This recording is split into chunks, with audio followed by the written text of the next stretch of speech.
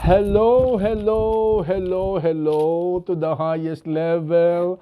Mga iniibig kong Chupenatics, ayan, welcome to my Tita Chupeta podcast. Okay, gusto ko lang i-share sa inyo na you as a netizen, you have the right to choose whatever content that you want to watch. At not only that, piliin po ninyo yung mga good vibes na vloggers, good vibes na mga political commentators or political commentaries. Bakit? Kasi po mga iniibig, if you happen to observe, pag manunood po kayo ng vlog ng isang toxic vlogger, yung nagmumura, yung bastos, yung nagne-name calling, yung mga salitang sayad, lustay, ogag, BOBO, TANGA, and other insulting words, napansin nyo, tataas lang po ang blood pressure ninyo. Maiinis lang ho kayo to the highest level. Ano hong effect nun? You are only stressing yourself, mga iniibig, and that is not good. Piliin nyo lang po yung mga matitinong vlogger na nagpipresent lang ng maayos na mga facts and allegations, and then dinidiscuss nila intelligently without insulting, without using curse words. Hindi kailangan magmura, hindi kailangan bastos, hindi kailangan mag-insulto. Okay? Piliin nyo, hindi namang meron din naman mga maaayos dyan at matatalinong mga vloggers.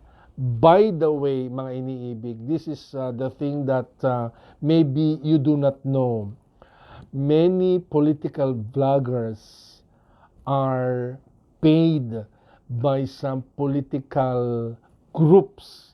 Alam ko yan, mga iniibig, because I have some political vloggers and I was even invited to become a political vlogger for a fee. Ibig sabihin, mga iniibig, yung mga napapanood ninyo mga vloggers na yan, they are not actually doing it for the love of country, for the love of the Filipino people. They are doing it to enrich themselves, and it's also a work for them, mga iniibig. Yan po ang mapait na katotohanan. Ginagawa lang nila yan dahil source of income, not because mahal nila ang bansang Pilipinas at gusto nilang kayo ay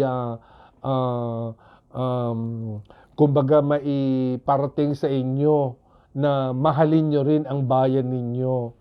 Kaya pansinin nyo ho, yung iba dyan gumagawa ng mga fake news content, mapanirang content. Why? Dahil may nagdidikta sa kanila. May nag-uutos sa kanila, ito ang gawin mo, ito ang gawin mo.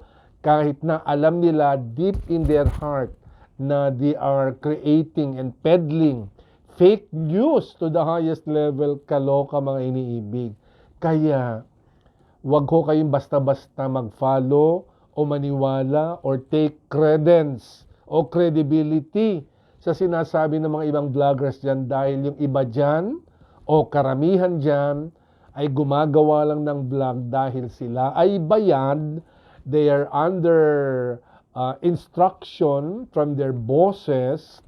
They are being funded para just to destroy a certain political figure or political personality, or destroy this administration or any personality, mga iniibig. Kaya ingat-ingat din kayo, gamitin po ang ating brain cells. Kung mapanira, very self-serving sa isang kampo lang, that is a sign na ito'y gumagawa lamang ng content para magsaboy ng kasinungalingan at magtanim ng kasamaan, hatred sa puso ng mga netizen. Yun lamang mga iniibig ha. Piliin natin yung mga legit, matatalino, may pinag-aralan. Hindi yung intusan lang dyan na suka, vlogger na, komentarista na. Pero kung hihimayin mo, hindi naman malalim ang pinagsasabi, puro paninira lamang. Okay? I'm doing this to educate mga chupenatics kung mahal, kayo mga iniibig ko, para hindi ho kayo madamay o mabiktima or kumbaga ma-recruit nitong mga nagkukunwaring nagmamahal sa bayan pero actually mga bayad. These are people masquerading as journalists pero they're doing it for the money, not for the love of our country. Yun lang. Sana na-educate kayo. Love you, love you, love you, love you.